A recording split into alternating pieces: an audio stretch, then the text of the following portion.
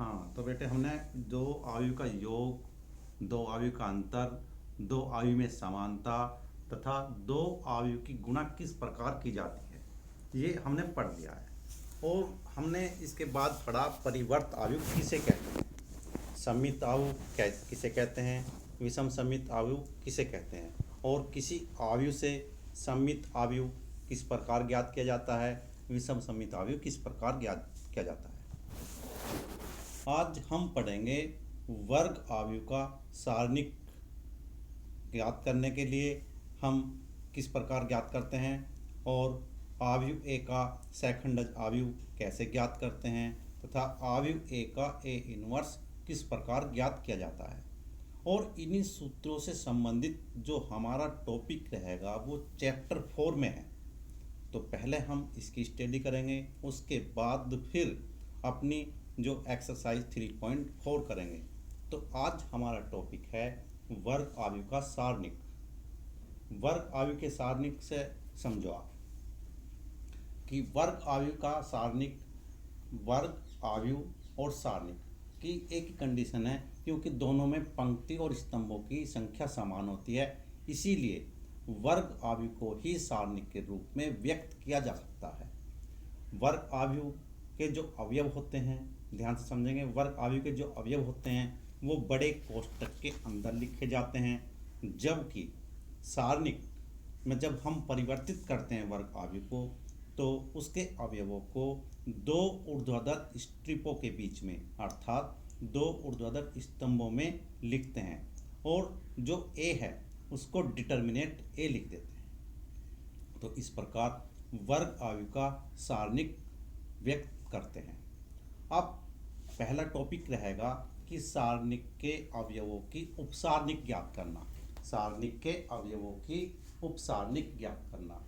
सारणिक के किसी भी अवयव की उपसारणिक ज्ञात करने के लिए हम वह पंक्ति और वह स्तंभ छोड़ देते हैं जिसमें वह अवयव उपस्थित है। अब जैसे आपको A11 अवयव की उपसारणिक ज्ञात करनी है, तो इसमें हम पहली पंक्ति पहले स्तंभ के अवयवों को छोड़ देंगे, और जो शेष अवयव बचते हैं उन अवयवों को सारणिक के अंदर लिख लेते हैं, और पहले जो सीधे हाथ के अवयव हैं उनकी गुणा करते हैं, उसके बाद माइनस उल्टे हाथ के जो अवयव हैं उनकी गुणा करते हैं। इस प्रकार सारणिक के अवयव की उपसारणिक ज्ञात करते हैं।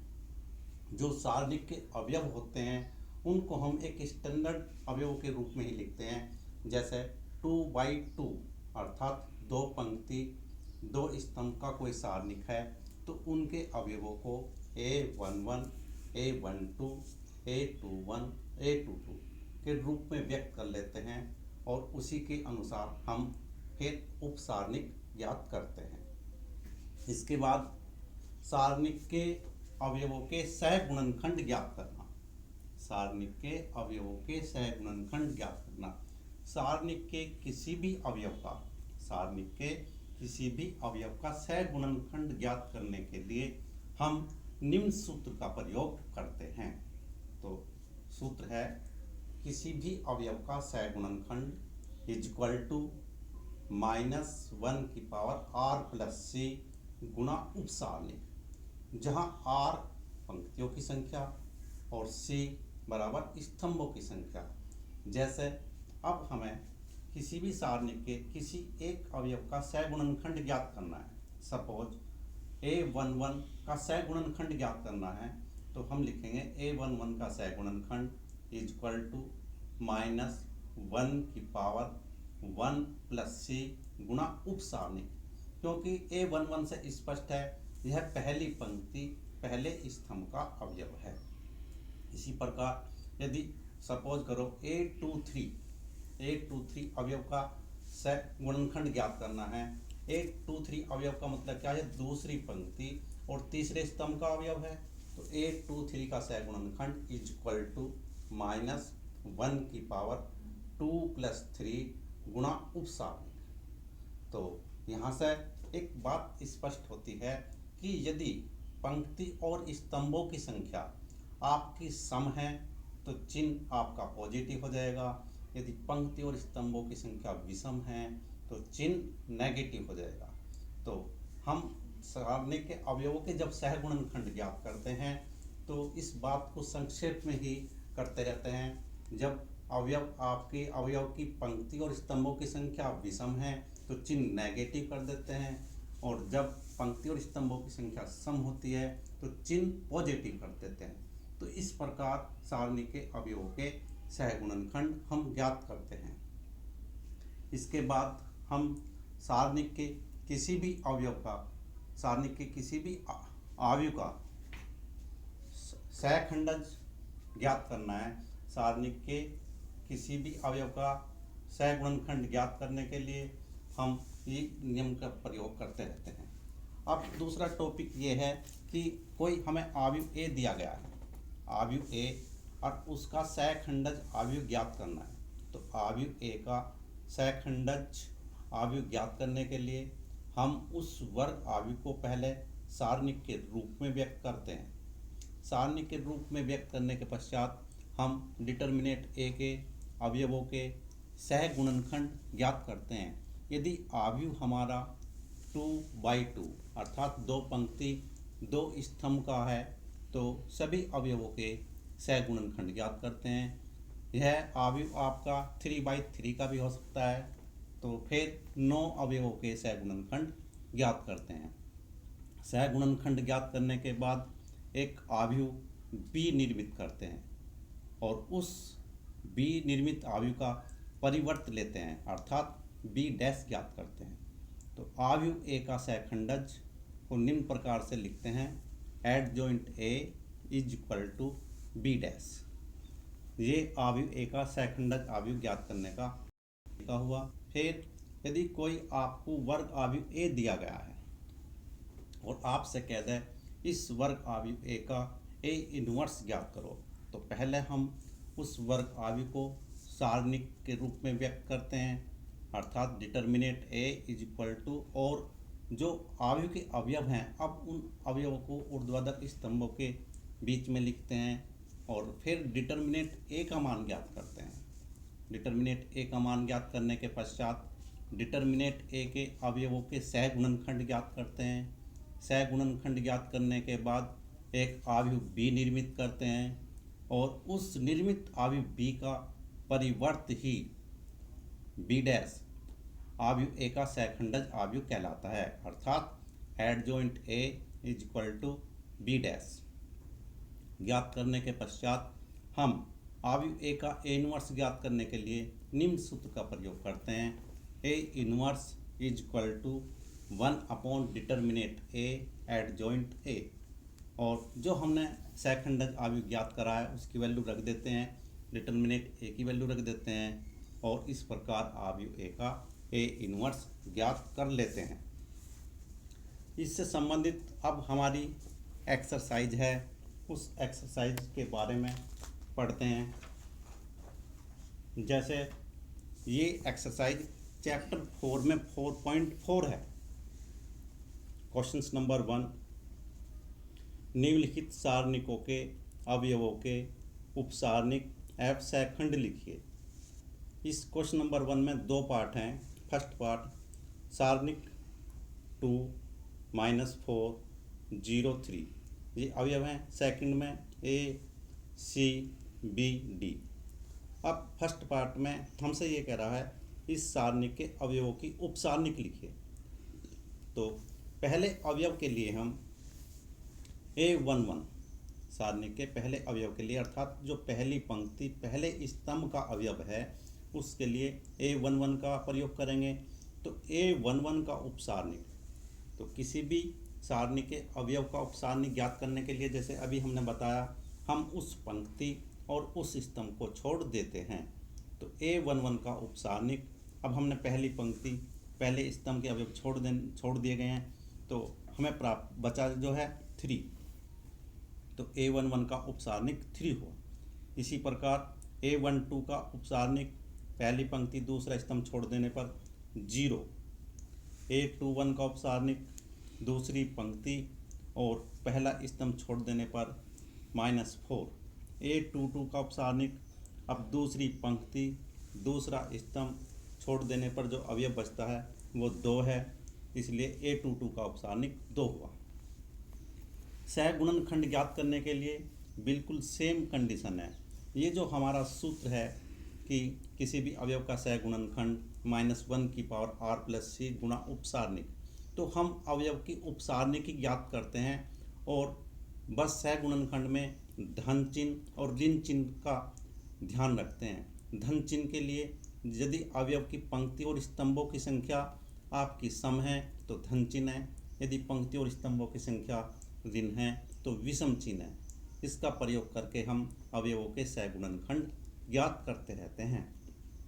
अब जैसे पहले अवयव का जो उपसारणिक हमने 3 ज्ञात करा था, उसका यदि हमें सहगुणनखंड ज्ञात करना है A11 का सहगुणनखंड, तो -1 की पावर r+c गुणा उपसारणिक। अब r की जगह भी 1 और प्लस c की जगह भी 1। अब -1 की पावर 2 तो पावर सम होगी, आपका पॉजिटिव आएगा और ये मल्टीप्लाई आपकी उपसारणिक से होगी।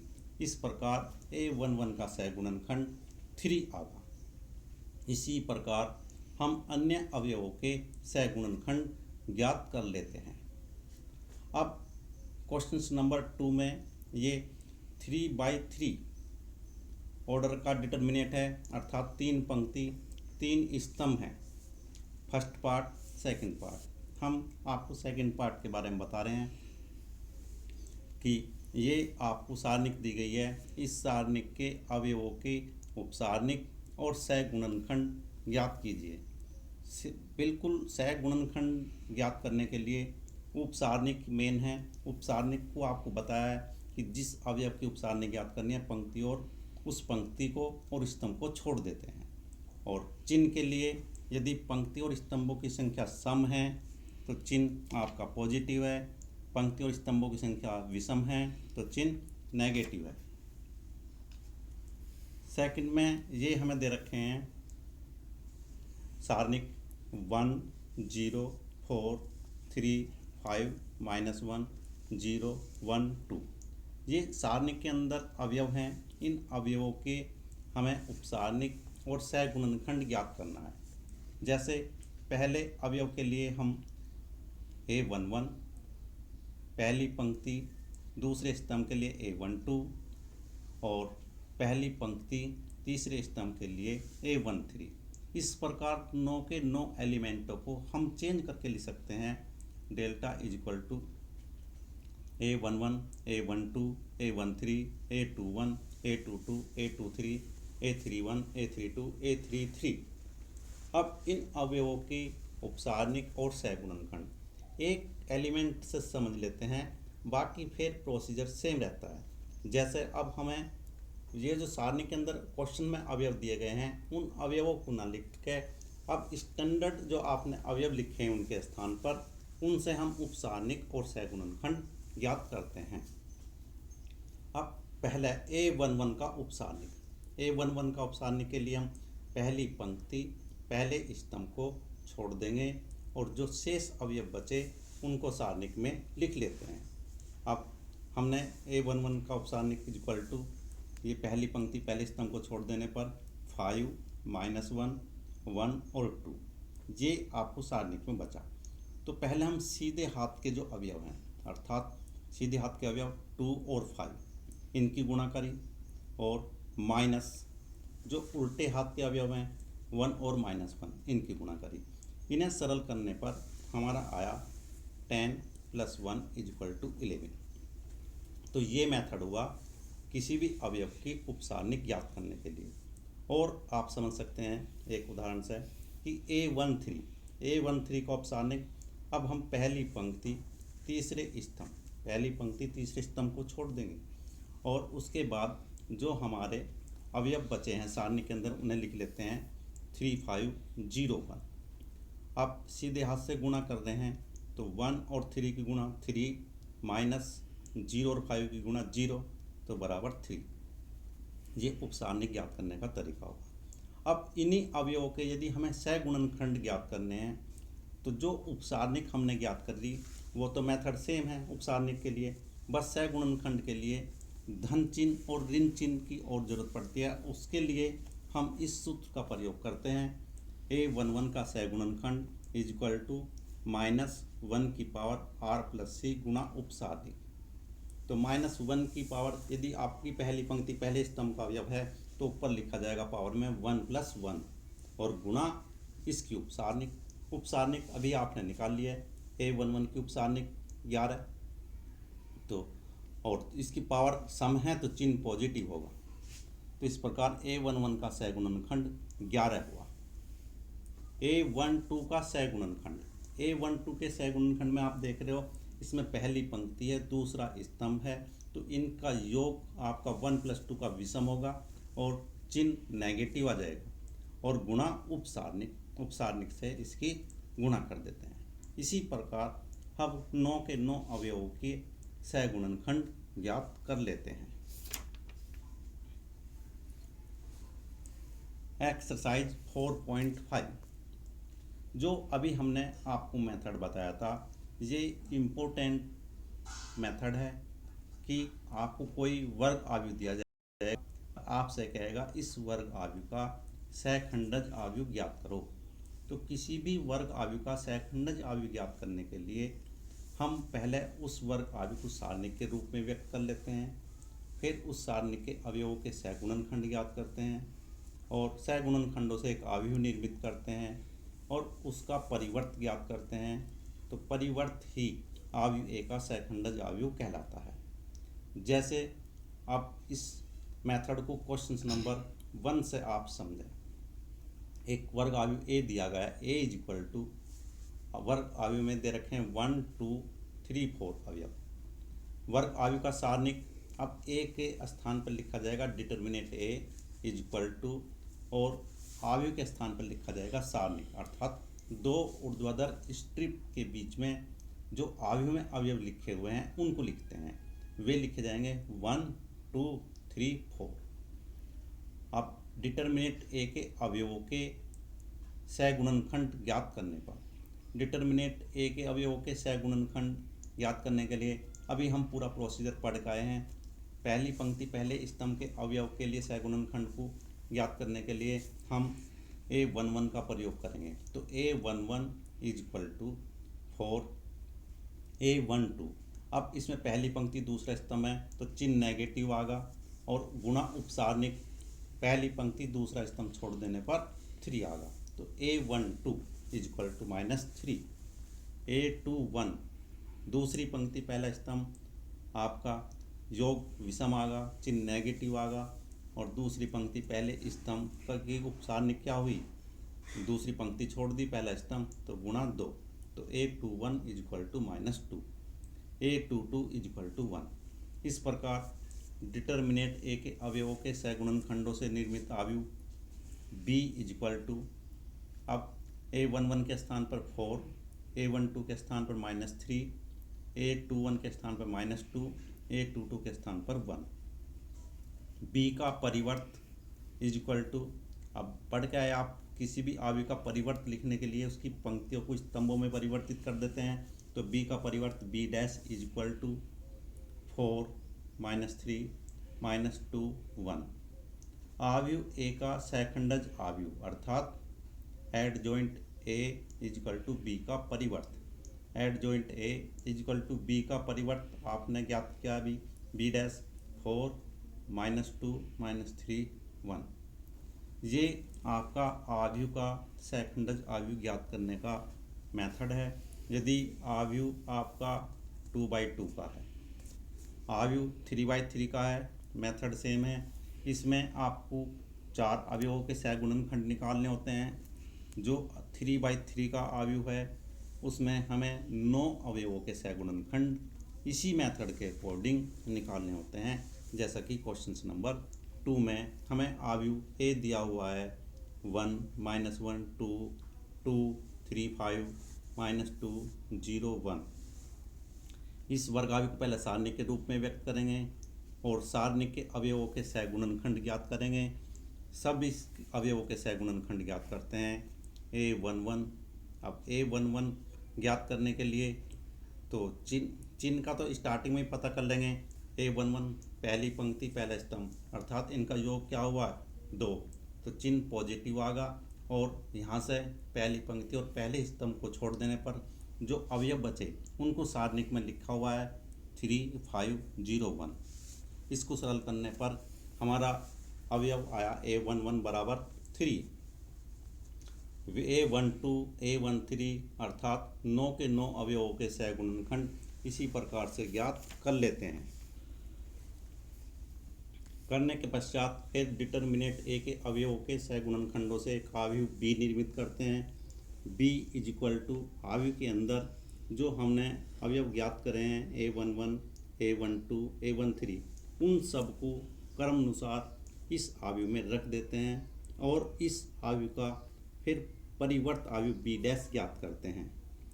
इस प्रकार अवयव ए का सहखंडज अवयव adjoint A is equal to B का परिवर्त ये ज्ञात करते हैं। क्वेश्चन नंबर 3 व 4 में सत्यापित करना है कि अवयव A into adjoint A is equal to adjoint A into A बराबर डिटर्मिनेंट आई इसके बराबर है। 3 और 4 दोनों क्वेश्चंस इसी प्रकार के हैं। तो पहले क्वेश्चन नंबर 4 है, इसमें ये 3/3 का अवयव है, 3 पंक्ति 3 स्तंभ का। तो इस अवयव का हम पहले डिटर्मिनेंट ए के रूप में व्यक्त करते हैं और डिटर्मिनेंट ए का मान निकालते हैं। डिटर्मिनेंट ए का मान निकालने के लिए 1 लिखते हैं, तो पहली पंक्ति पहला स्तंभ छोड़ देते हैं और फिर जो हमारे अवयव बचते हैं सारणिक में उसको सरल करते हैं। माइनस दूसरा अवयव लिखने के लिए माइनस, और माइनस यहाँ पहले से तो माइनस माइनस प्लस हो जाता है 1, और पहली पंक्ति दूसरा स्तंभ छोड़ देते हैं तब इसको सरल करते हैं। फिर प्लस तीसरा अवयव लिखने के लिए हमारा है 2। ये अवयव हम डिटर्मिनेंट ए का मान निकाल लेते हैं। डिटर्मिनेंट ए के अवयवों के सहगुणनखंडों से अवयव निर्मित करके एडजॉइंट ए ज्ञात करते हैं। अब पहला भाग ए एडजॉइंट ए अवयव एडजॉइंट ए जो हमने ज्ञात करा है, तो दो अवयव की गुणा जो हम पीछे पढ़ गए हैं उनके अनुसार दो अवयव की गुणा करके सरल करते हैं। सरल करने पर हमें 11i प्राप्त होता है, 11i, और 11 का मान होता है डिटर्मिनेंट ए जो हमने निकाला है और i, तो डिटर्मिनेंट ए आई। दूसरे भाग को भी इसी प्रकार सरल करते हैं। एडजॉइंट ए, पहले एडजॉइंट ए लिखते हैं फिर अवयव इनकी गुणा करते हैं और इसे सरल करने पर भी 11i अर्थात डिटर्मिनेंट ए आई। अतः इस प्रकार हम ये सिद्ध कर देते हैं A adjoint A is equal to adjoint A is equal to determinant A I.